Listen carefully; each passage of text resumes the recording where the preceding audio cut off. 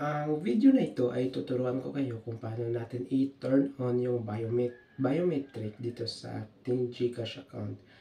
So, yung biometric ay nakadepende sa ating cellphone or yung Android natin kung mayroon tayong sensor sa ating cellphone. So, ito lang yung ating gagawin para ma-turn on yung ating biometric dito sa ating GCash application. Yan. Once na na-open natin yung GCash application natin, punta tayo sa settings. Hanapin natin yung biometric login. So, naka-disable yung ating biometric login. So, click natin yan. Tapos, enable biometric login. Turn on lang natin ito. Go to settings. Punta tayo sa settings at hanapin natin yung fingerprint. At dapat natin i-turn on yung ating fingerprint dito sa ating settings sa cellphone natin. Ayan. Dapat ay hanapin natin yung fingerprint or biometric. So, pwede natin i-search sa search bar yung biometric or fingerprint mismo.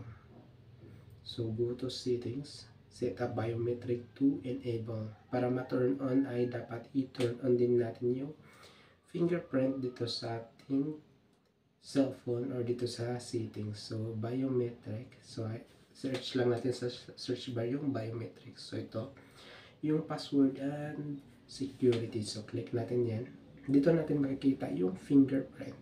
Ito, yung fingerprint na enrolled. So, click natin yan para ma-turn on yung ating fingerprint. At pwede na natin ma-turn on yung ating cellphone gamit lang ang ating sensor or biometric.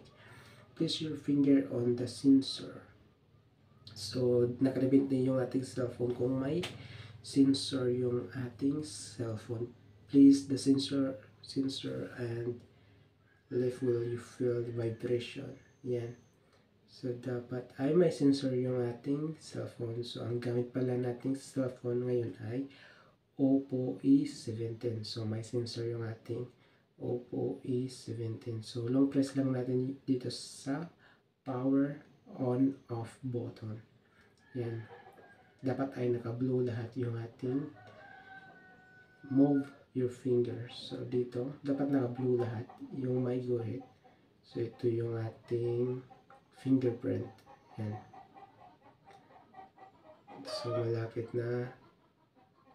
Dapat ay kulay blue lahat para ma-turn on na yung ating sensor dito sa ating fingerprint. Enroll fingerprint edges. Please. So, click lang natin ulit. I-long press lang natin ulit sa turn off option. So, turn off tayo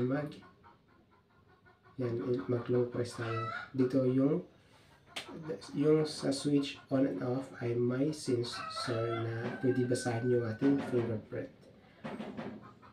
So, malapit na ma-full yung fingerprint natin yan. So, click lang natin yung done. Once na na-click natin yung done, ay punta tayo ulit sa GCash natin. At i-turn on na natin yung ating it's recommended that you can also your face. So, hindi na natin kailangan yung mukha para ma-turn on. So, fingerprint lang ang kailangan natin. So, punta tayo ngayon ulit sa GCash account natin. So, screen lock, app lock. So, app lock. So, click natin yung app lock. So, cancel lang natin. So, punta na tayo ngayon sa ating GCash account natin. So, biometric enable. So, click natin yan. Biometric enable. So, maghanap tayo ng verification code na isa-send sa GCash natin.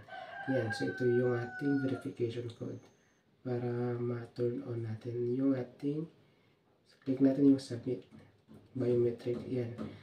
Naka-turn on na yung biometric natin.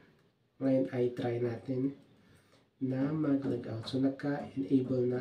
Kanina is naka-disable yung ating biometric. Ngayon ay naka-enable na. So, yan. Log out natin yung GCash natin. Tapos, login tayo ulit. Gamit na ang ating biometric dito sa GCash account natin. So, gagamitin natin yung biometric natin.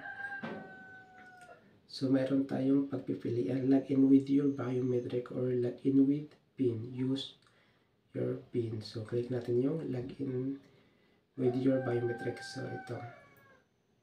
Ilong press lang natin itong ating kamay dito sa power on and off button. Yan. So, nag-automatic na malalagin tayo sa ating GCash account. Kasi nga naka-turn on na yung ating biometric or naka-enable na yung ating biometric. Yun. So, hindi na natin kailangan ng PIN dito sa ating GCash account kapag gusto natin mag-open sa GCash. Ayun, so ganoon lang kasimple kung paano natin i-turn on or enable yung biometric natin dito sa ating GCash application.